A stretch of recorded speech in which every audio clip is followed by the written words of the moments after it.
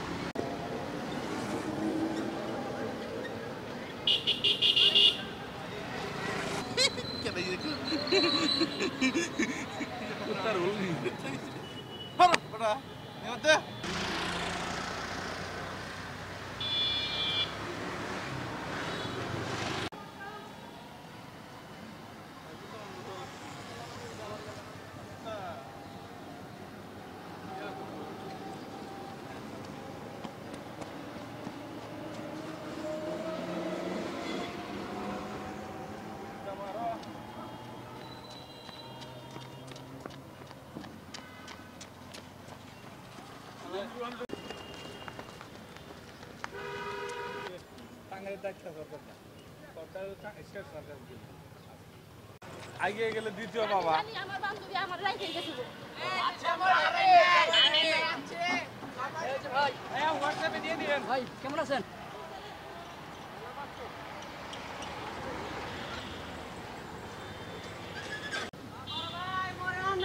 ঠিক আছে